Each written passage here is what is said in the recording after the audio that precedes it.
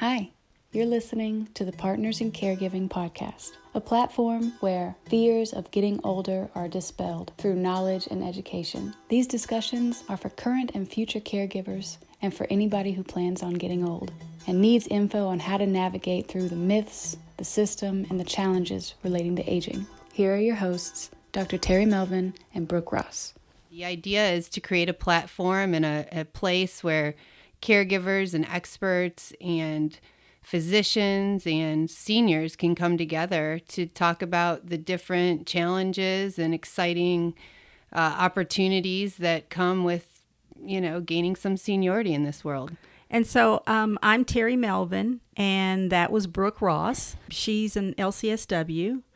LMSW. Mm-hmm. And I am a physician, geriatrician. We thought maybe we could really cover just everyday issues that we see and see if it doesn't help others.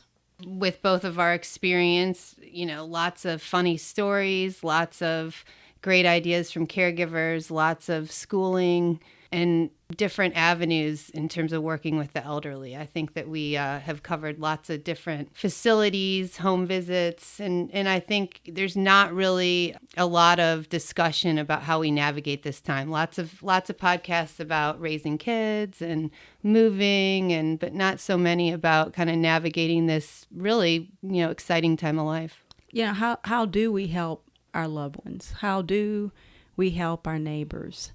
I think today what we want to do on this first podcast is talk about how to combat some of the challenges that we're facing as a result of the pandemic. I have had a lot of my home-based patients who weren't home-based before that are doing a lot of sitting, and they're calling me because they're having a lot of hip and back pain, and it's because they're just sitting. And have really been trying to stress for them to try to get up, and move around. The other thing is telemedicine. With telemedicine, you have to have a smartphone. I've had patients, I say, do you have a smartphone? They go, yeah, we have a smartphone. You send them the text, and then it's like, and I go out to make a home visit because I can't understand what's going on, and they have a flip phone. I'm like, how do you think a flip phone is a smartphone?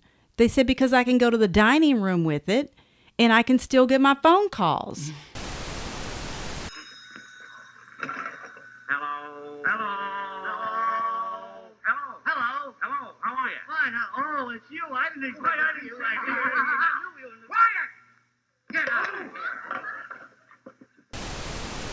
Dr. Melvin and I met in 2004. And I worked with her, for more than a decade. And then now she has a private practice and I have a geriatric care management company. And we share referrals, but we have known each other a long time and we have both worked with this population pretty exclusively for a long time. And now Dr. Melvin's private practice sees, any age, but you certainly have a specialization in geriatric medicine.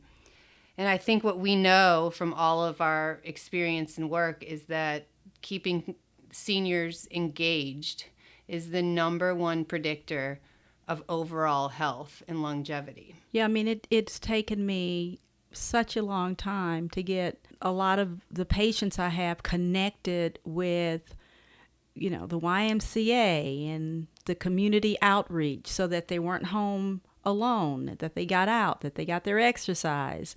And now we're kind of slipping right back down the hill where they're just at home.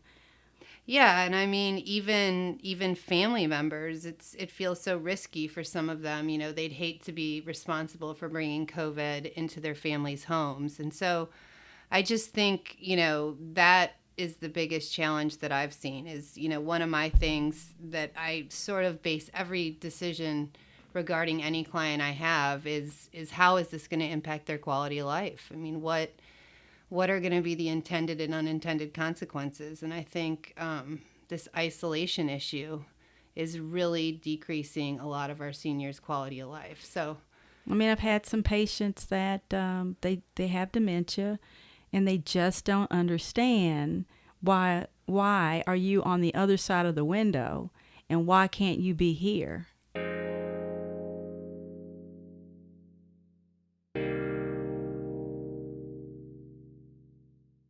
And I know that I'm a burden and it's too much, but why just can't you come on this side of the window? And beyond that, I mean, because it's hard for a demented person to learn new information and understand new concepts. I mean, we have not been faced with the pandemic. So while the rest of us competent people try to wrap our brains around this insane time, a demented person thinks their family isn't coming to visit them. They know enough to know, I see Susie every day and I don't see Susie anymore.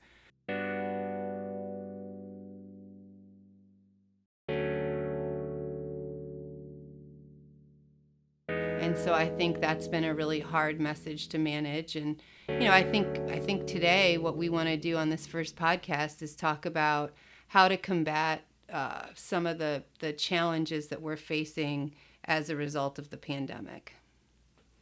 So, I'm sort of a podcast geek, and I listened to a man, he lived in space for a year, and he was giving tips on how, to remain sane and healthy. Old or young, they were just some good, solid tips. Keeping a schedule. Schedules are important. Get up at the same time, eat breakfast at the same time, call and check on a friend at the same time, exercise at the same time, take your nap at the same time. It is going to be crucial. It'll keep you oriented from one day to the next. For our seniors, it's even more important because if they're, like Dr. Melvin said, doing the same things each day, it's easier for them to, keep their immune systems up. As she said, stay oriented and active. And even blood sugars and stuff are affected right now because people aren't eating correctly. So if you're kind of eating the same things every day, a lot of those, extra comorbid conditions get more well managed. Don't get out over your skis. You got to kind of pace yourself. I think that a lot of younger people I've talked to go nuts over these homeschool schedules, and they're going to change their yard and they're going to do all this stuff. And you got to kind of keep your eye on the prize, which is getting yourself to the end of this marathon, not sprint. And, and for our elders, they have actually been, quote unquote, hunkering down.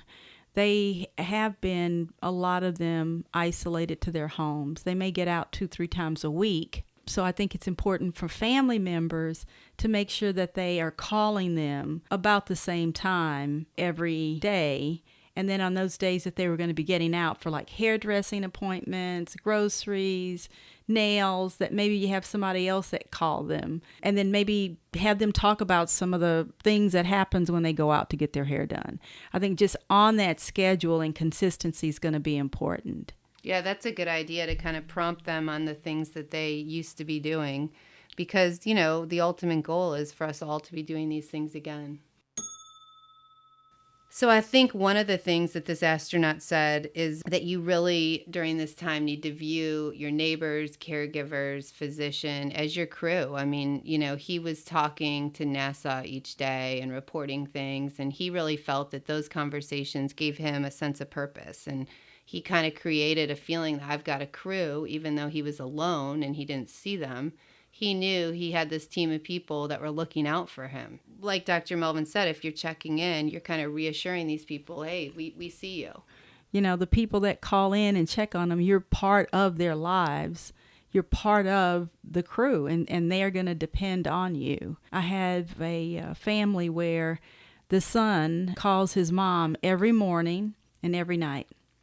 And every morning he calls to see if she's horizontal and did she take her AM meds. And then every afternoon he calls to check on her to see, did she check the stock market and, where was she in the book that she was reading?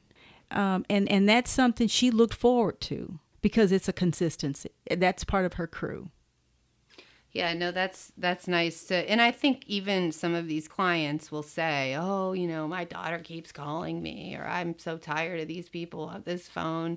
And really, you got to keep pushing on and calling them and engaging them. They really do end up feeling better after they connect with someone. Another thing he suggests is to kind of keep your mind going and do something you enjoy but maybe haven't had time for. Knitting and reading and cooking. And I always suggest to family members if you can think of something they used to do. Mm-hmm. that's familiar. It'll kind of ring some bells when they even just see it. Even following their routine programs.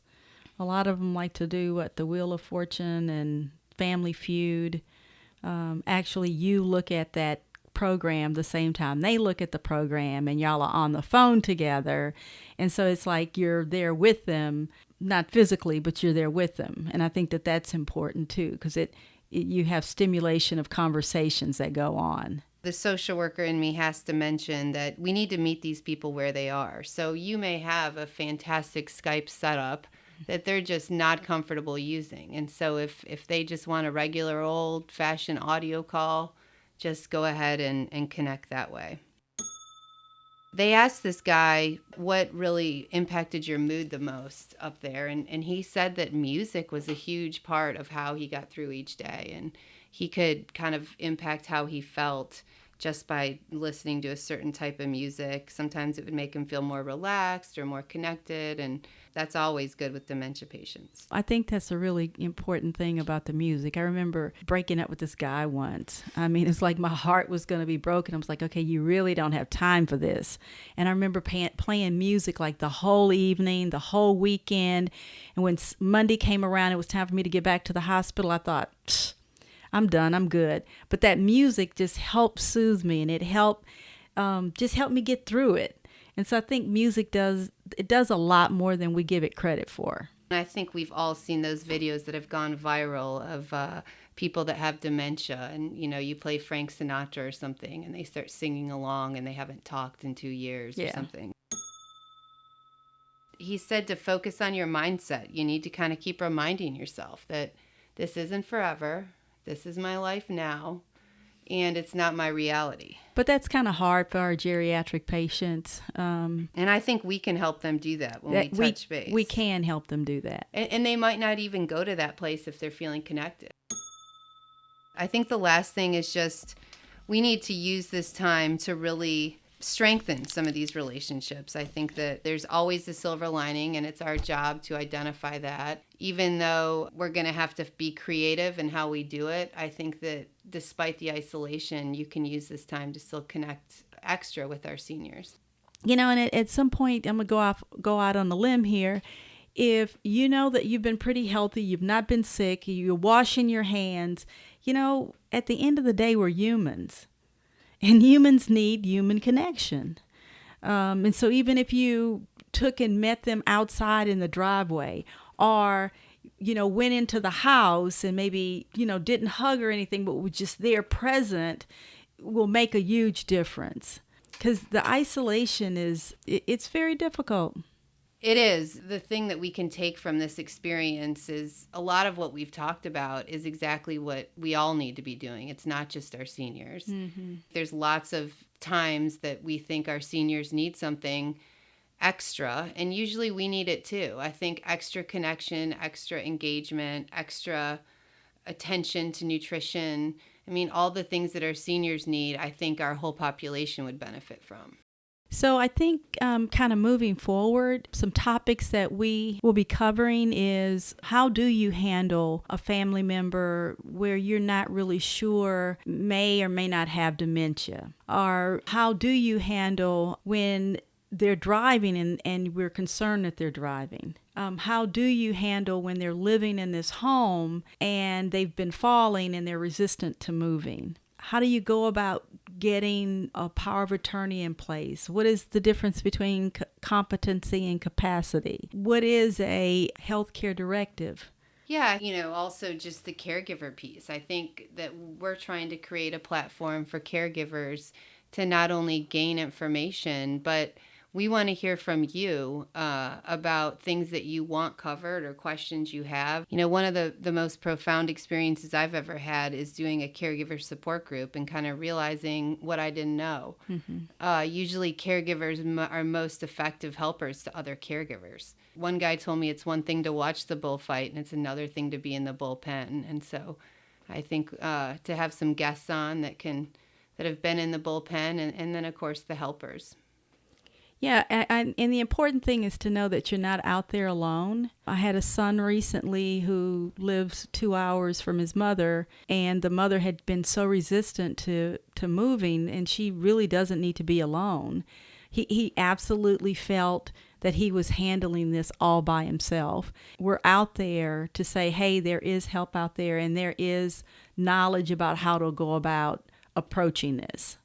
Yes, I think one of my biggest criticisms of kind of the industry or profession or whatever is just that I think we have lots of people helping moms, parent, and people helping, kids get into colleges. And I just think that, experts are needed at this section of life too. And, I want to normalize the experience of caregiving and aging. Yeah, because we want to be able to help you walk through this process. And celebrate it. I don't think it needs to be this miserable. I mean, when your kid goes to college, you're sad and they're having to make a big transition, but you're celebrating it. And I think that... I wasn't sad. Yeah, I might not be after quarantine either. So anyways, I think that the goal of seniority is I guess we'll see where it takes us. I mean, it's our first podcast, and we look forward to hearing from you all and learning more about how we can connect. And remember, wash your hands. That's right. We'll see you later. Toodles. Thanks for listening. This podcast was made possible by Partners in Care, a primary care doctor's office with a geriatric specialization. Located in Chattanooga, Tennessee, phone number 423-803-1379. Also made possible by ElderNav, Geriatric Care Manager Services. Located in Chattanooga, phone number 423-718-7940. Finally, this podcast is made possible by Direct Primary Care, DPC, located in Cleveland, Tennessee, a new subscription-based healthcare service. Phone number 423-509-0888. All 3 facilities are now accepting new patients. Thank you for listening, and tune in to the next podcast. Have a good day. Bye.